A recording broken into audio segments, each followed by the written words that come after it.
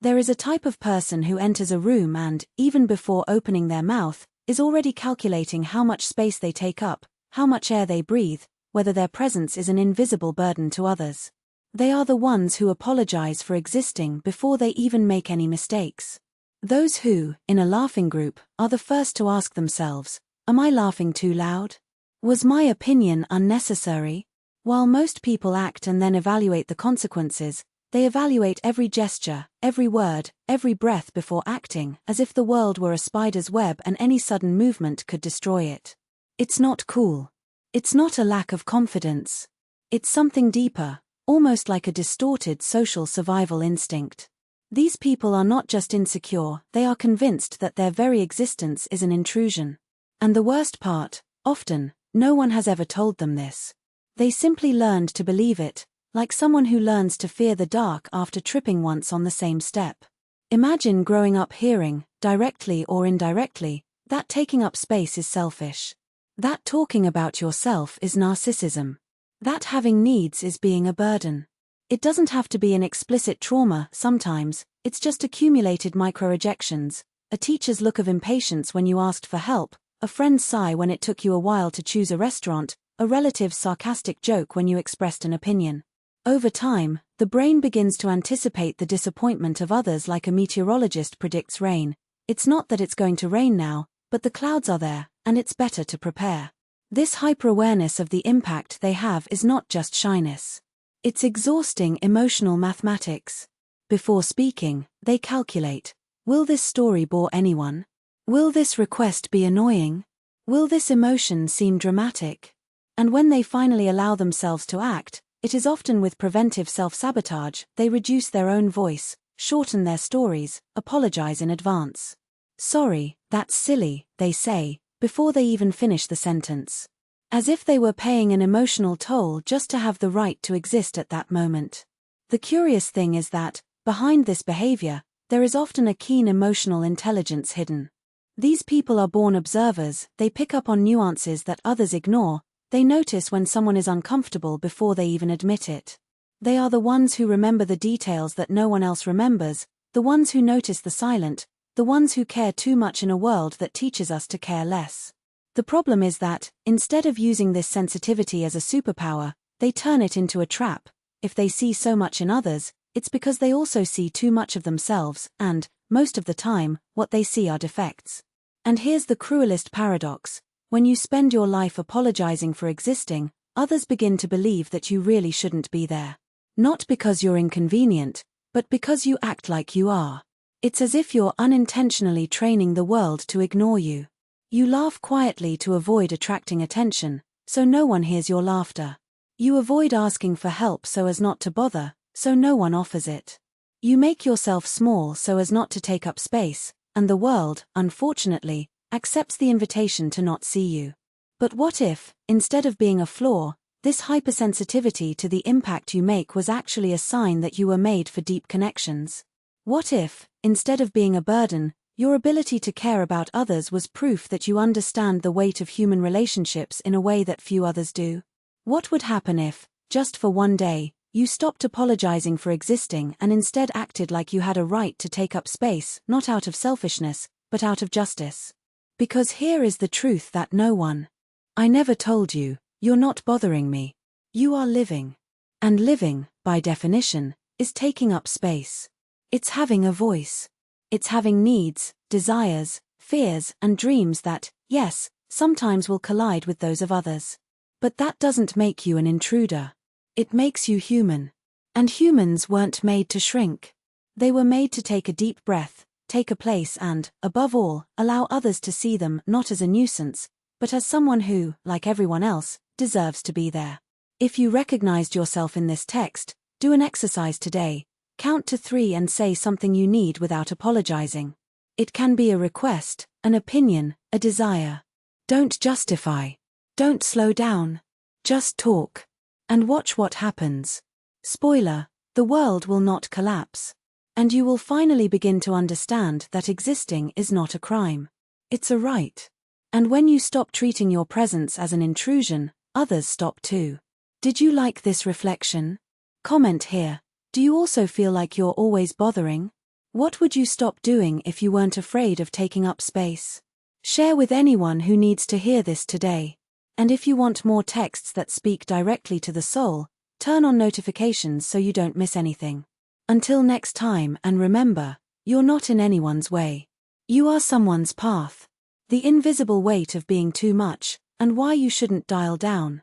Have you ever been called intense as if it were a flaw? Have you ever heard a "you're too much" followed by a sigh, as if your passion, your loud voice, or your ideas were a burden to others?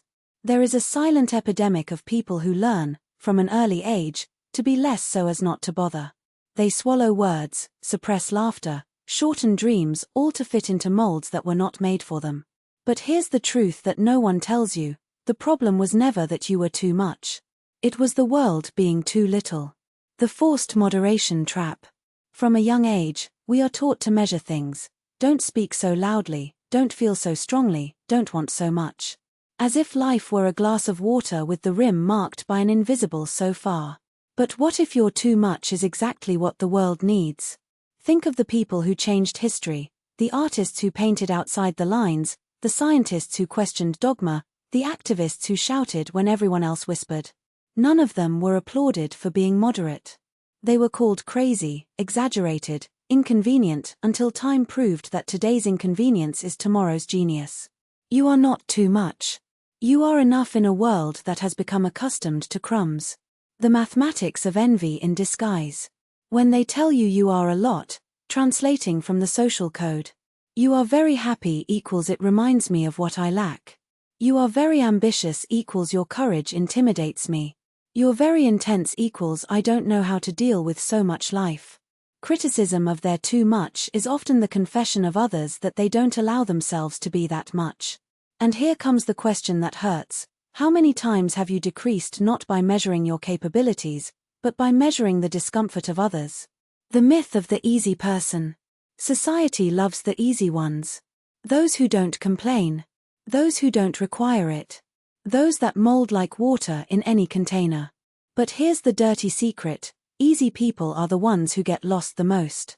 Because one day they wake up and no longer recognize their own voice after all. They spent years speaking at a volume that others found acceptable. You weren't born to be easy. Born to be authentic. And authenticity, by definition, is uncomfortable. It bothers the mediocre, the resigned, those who exchanged their dreams for a life without friction. The survival manual for big souls. If you've recognized yourself this far, write down these rules, not to follow, but to remember that you have permission to break them. 1. Your enthusiasm is not a crime. Jump for joy. Talk with your hands.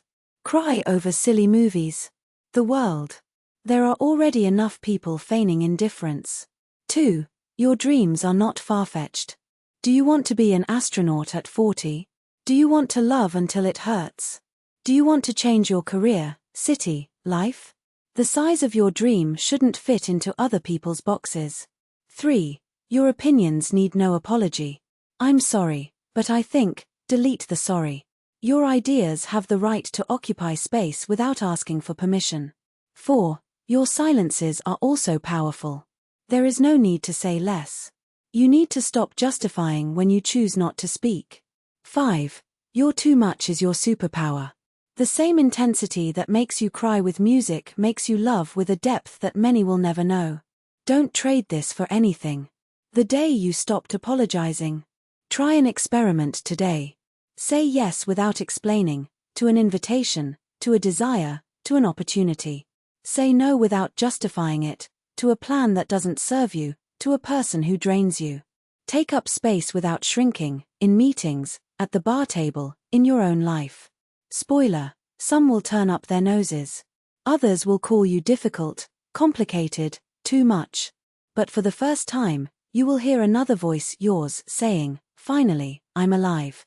For those who still think it's too much.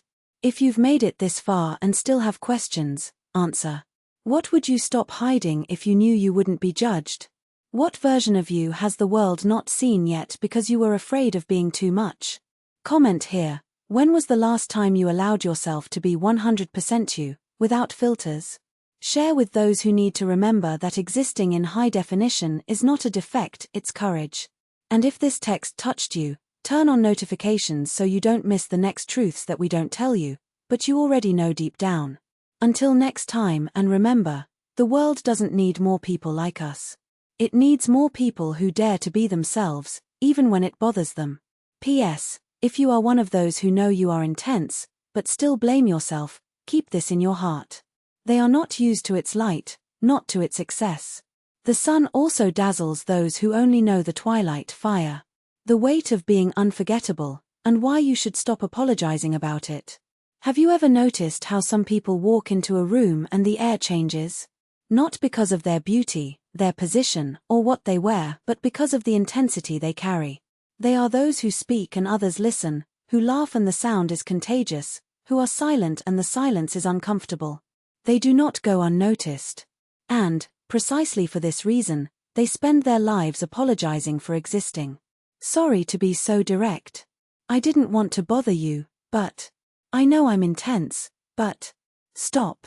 You're not taking up too much space. You are taking up space that is yours. The curse of the unforgettables. There is a pattern to people who shine unintentionally. They were taught from an early age that being noticed is dangerous. As a child, you may have heard, "Don't cry so loud, don't talk so much, don't be so dramatic." As a teenager, they learned that being passionate about something, a hobby, a cause, a love, was overkill. In adult life, they discover that having firm opinions is being difficult, and having deep emotions is being unstable. The result? A lifetime of reducing the volume, softening the colors, rounding the edges just to fit into molds that were never made for them. But here's the truth no one told you. The world doesn't need more people like us. It needs more people who dare to be themselves even when it makes others adjust. What they really fear, and why it's not about you. When you stop shrinking, 3 things happen. 1. Ordinary people feel exposed. Its light reveals how accustomed they are to dim light. It's not that you're too much, it's that they never allowed themselves to be enough. 2. Mediocre people feel threatened. Those who live in the "it's fine" zone hate those who demand more from life. If your discomfort is not your fault, it's evidence that they could do better and don't. 3. True allies come closer. People who also shine will recognize you. People who need your courage will follow you. People who love the truth will choose you, without apology. You're not too much. You are exact. The unwritten manual for those who bother, unintentionally. If you are one of those who know it's intense, but still blame yourself, keep this in mind. 1. Your intensity is not a burden. It's a filter. Whoever runs away from you was not prepared for what you have to offer. Whoever stays is because they deserve to be in your life. 2. You're not difficult. You are selective. Ordinary people call anyone who refuses to accept crumbs complicated. Great souls call this self-respect. 3. Your excess is the right dose for those who need you. There are people waiting for someone who speaks loudly, who loves passionately, who lives without compromise. You are the answer to their prayer. 4. The world is not ready for you. So what? Galileo disturbed. Frida Kahlo bothered. Nelson Mandela bothered. You're in good company. The one thing you need to stop doing today. Stop apologizing for being who you are. Don't apologize for feeling too much. Don't apologize for wanting more. Don't apologize for taking up space. Don't apologize for being unforgettable. Because deep down, you're not asking for permission. You are warning. I'm here. And I'm not going to disappear just to make you feel comfortable. Now, answer me. When was the last time you allowed yourself to be 100% yourself, without editing, without softening, without apologizing? What part of you hasn't the world seen because you were afraid of being too much? Comment here. Not for me, for you to read a year from now and remember.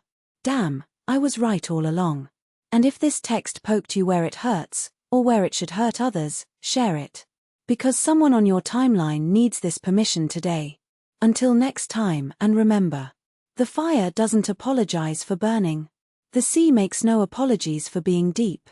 You don't need to apologize for being you. P.S. If you still think it's too much, answer one thing. What would history be if geniuses had been content to be average? The world doesn't need any more ashes. Need more fire. And you, my dear, are a flame. Fire. Continuation of the original text, expansion with improved techniques. Fire doesn't apologize for burning. But have you ever stopped to think about why fire burns? It's not out of malice.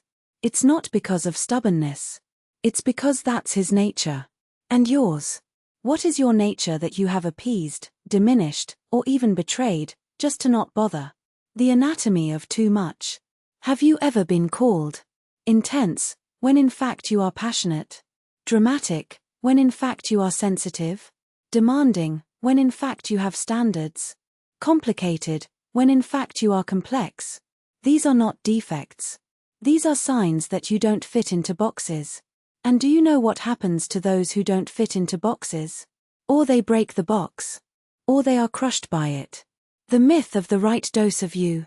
Someone already told you. Be yourself, but not too much. Speak your mind, but with grace. Brill, but don't dazzle. This is not advice. This is a manual on how to become an edited version of yourself. The truth. There is no right dose of you. You are not a seasoning that needs to be measured to avoid ruining the dish. You are the whole dish.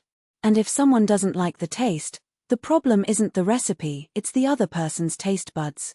The mathematics of authenticity. Do the math. 100% of you equals bothers 30%, inspires 20%, attracts 50%. 50% of you equals pleases 80%, but none of them really know you. What is the best deal? The ones that stay because of their essence are the ones that are worth it. Those who leave because, are you too much? They weren't in his way. They were on the path to a version of you that doesn't exist. What happens when you stop apologizing? 1. The right people come closer, the wrong ones disappear, and that's a gift. 2. You stop wasting energy explaining and start using it to create. 3. The world notices. Not because you are too much, but because you are you, and that, my dear, is rare. A dangerous exercise. Do it at the risk of becoming unforgettable. Take a paper. Write. If I wasn't afraid of being judged, I would. Fill in without filtering. Without thinking. No editing. Now look at this list and ask, how many of these things have I done? How many am I still putting off? The one thing you should apologize for. If there's an excuse you should give, it's this. I'm sorry for all the times I played small when I could have been giant. Because the world already has many you-knows apologizing for existing. What is missing are souls who occupy space without asking for permission. For those who still think that too much is a demerit. History is full of people who have been called too many. Van Gogh was too much, and today his paintings are worth millions. Frida Kahlo was too much, and today is an icon of courage. Einstein was too much, and today we define genius by his surname. What do they have in common? None of them apologized for being who they were. And the world, in the end, had to adjust to them, not the other way around. Your time. Now tell me. What is the part of you that the world hasn't seen yet because you were afraid of being too much? If you let go of the reins today, what happens tomorrow? Comment here. Not for me, for you to read in a year and think. Bitch, I finally stopped being held hostage by others. And if this text poked you where it hurts, or where it should hurt others, share it. Because someone on your timeline is waiting for this permission to release the handbrake on their own life. Until next time, and remember. The lion does not apologize for roaring. The ocean makes no apologies for being vast. And you don't need to apologize for being inescapable. P.S. If you still think it's too much, answer one thing. What would your life be like if you stopped apologizing for it? The world doesn't need any more shadows. Need more light. And you, my dear, are a lighthouse. Water wave high voltage sign. Why this works, analysis of techniques used. 1. Powerful metaphors, box, spice, lighthouse, turn abstract into concrete. 2. Challenging rhetorical questions activate immediate reflection. 3. Contrast between you and them creates identification versus rejection, tribe. 4. Lists of historical examples validates the message with authority. 5. Tone of urgency, do it at risk, release the handbrake, generates action. 6. Short and impactful sentences, fast pace, easy absorption. 7. Emotional CTA, comment for you to read later, engagement with purpose. Final tip. Write as if you were shouting truths that no one dares to say, but with the elegance of someone who knows that the revolution begins in the silence of those who allow themselves to be.